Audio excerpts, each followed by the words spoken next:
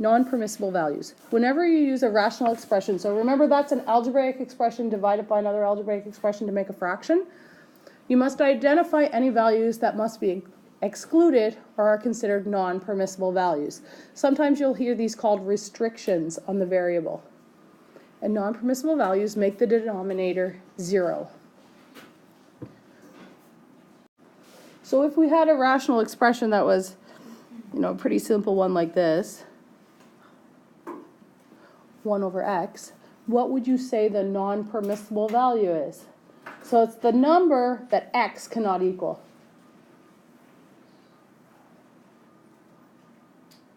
Aiden says 0.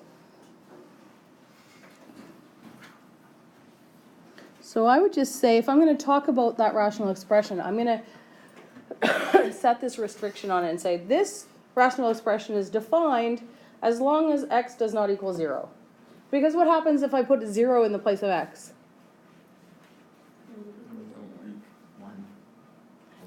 It's 1 over 0, which is undefined, right?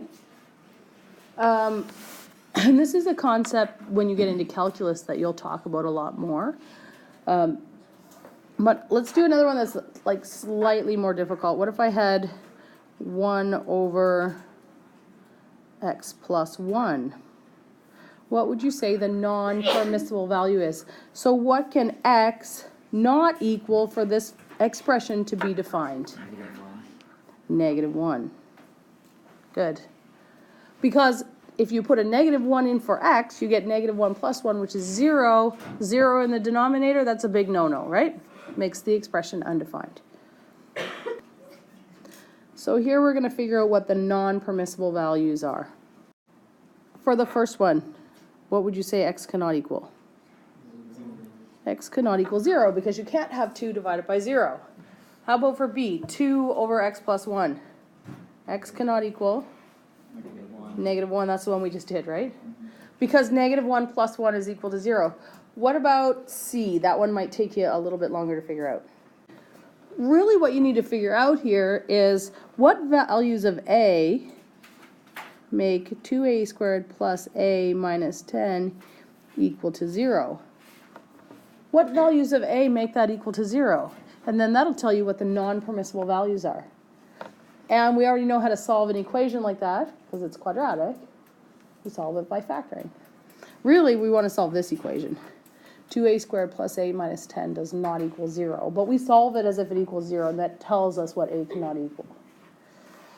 So if we factor that,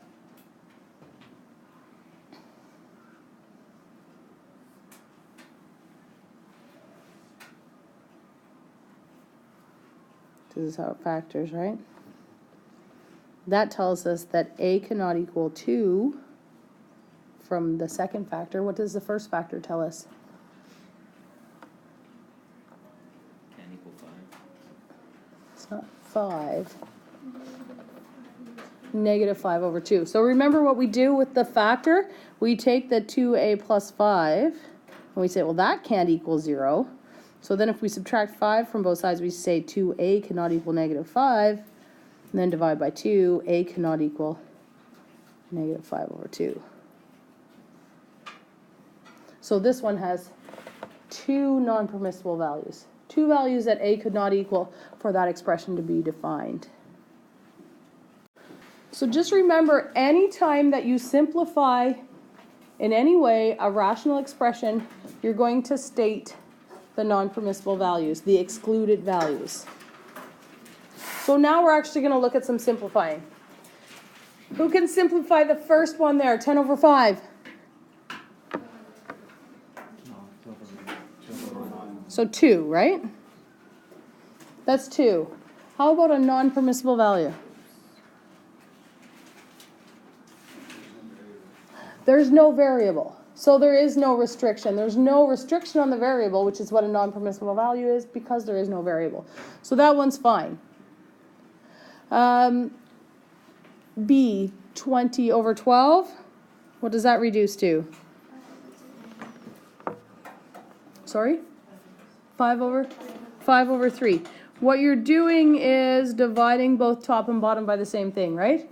So divide them both by 4, and you get 5 over 3. If we look at C, 8x squared over 16x, what can we divide both the top and the bottom by evenly? 8? 8x, right.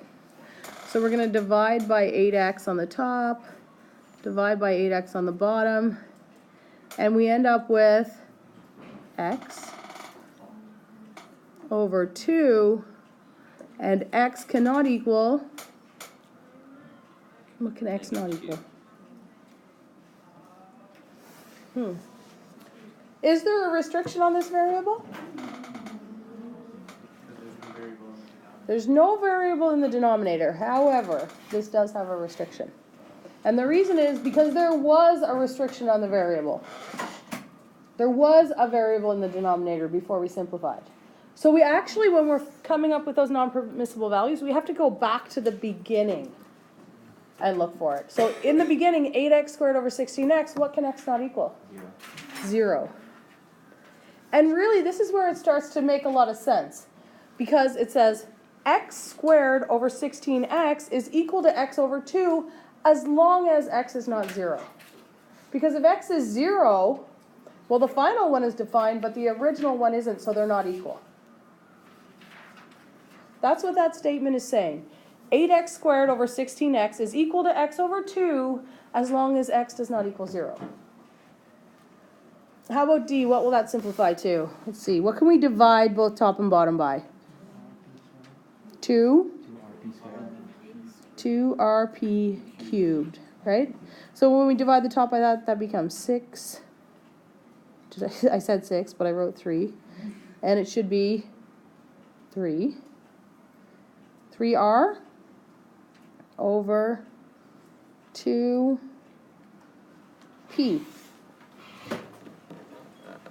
Where do I need to look to figure out the non-permissible values?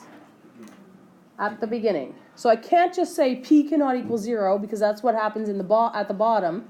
I actually have to say that both p and r cannot equal 0. I'm going to put that over here.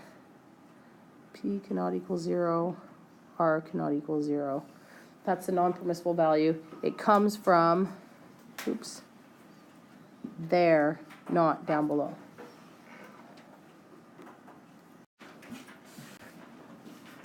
All right. So those rational expressions that we just simplified on the previous page, that was actually review other than the non-permissible value part. You guys did that before. Actually, I think you do it in grade 9. Definitely you've done that in grade 10. This is new though. Simplifying rational expressions where you have polynomials in the numerator or denominator. When you have polynomials in the numerator or the denominator, which means things added together or subtracted, right? Factor the numerator and the denominator. That's the first step. That's what we're going to start with.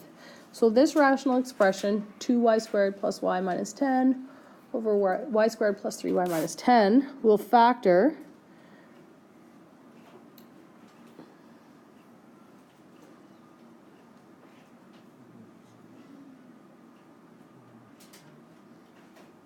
the numerator factors to that, and the denominator factors to this, y plus 5y minus 2. The second step says to determine the non-permissible values, but I'm actually not going to determine those restrictions at this point. I just put it there because we need to remember that that step there is where the non-permissible values come from. Not from the beginning, like I said before, for those monomials, not from the end. It comes from the factored form. That's where you're going to find your non-permissible values. At this point, you can tell me what they are, right? What are the non-permissible values? Negative 5 and 2, right. I'm not going to write them down yet. I'm going to write them down as part of the final answer, but we need to remember that that's where they come from. After you've factored that step, that's where they're going to come from.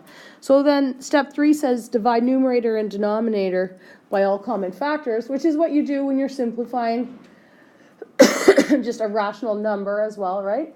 Or those ones on the previous page. What are we going to divide by here? not y, because y is a term, not a factor. What are the factors?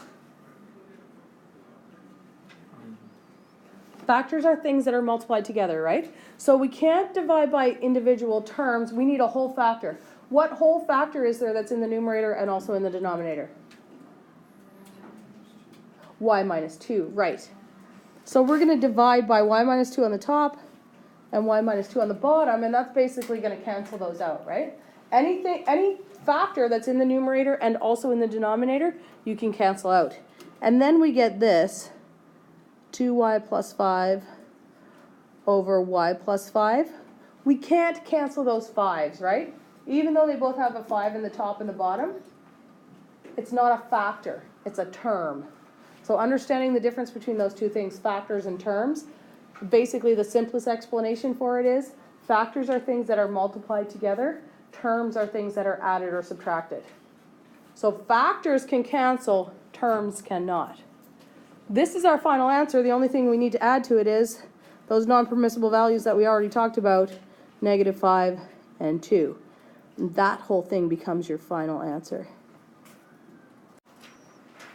So here's the last one I have for us for today. Oh yeah, I picked this one on purpose because it's kind of a little bit different. First step is factor, right? Can the numerator be factored here? Yeah, what can you take out of it? You could take out a 2.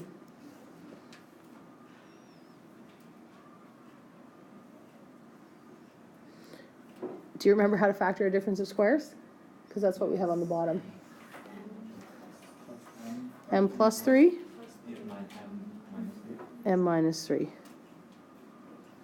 So now the question is there a common factor that can be canceled?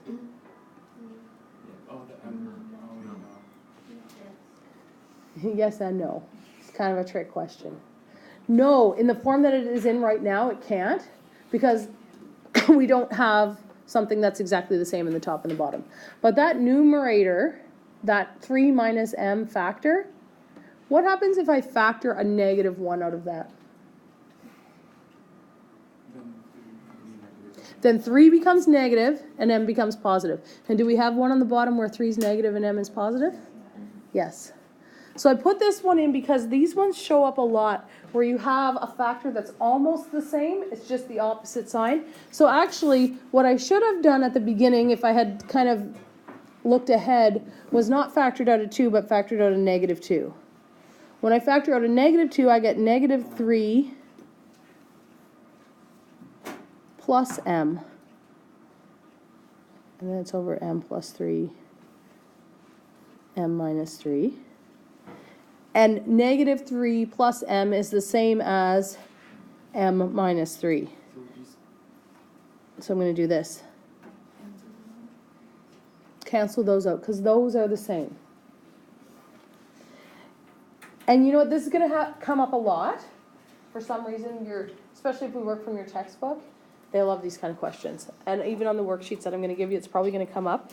Anytime that you see something, a numerator kind of like that, where you have the constant term and then the variable term, it's probably easiest to just switch them around in the beginning. So if I had changed this right from the beginning to -2m plus 6 over m squared minus 9, so just switch those two around, it's actually probably easier to see the common factor, because I'd take that -2 out and then I'd have an m plus 3 right there. M plus 3, M minus 3, cancel those out. Either way you want to do it is fine, but if you see one where they're not given in the normal order. Like the normal order is the highest power of the variable first and then work your way down to the constant term. So the -2m would come before the 6. You may just want to switch those around and save yourself that trouble. Anyway, either way we end up with this answer. -2 divided by m plus 3, and m cannot equal -3 or positive 3, right, either one. And I'm just going to write that like this, plus minus 3. Because you need to look here, not here, right? Look at that factored line, -3 from this factor, 3 from this factor.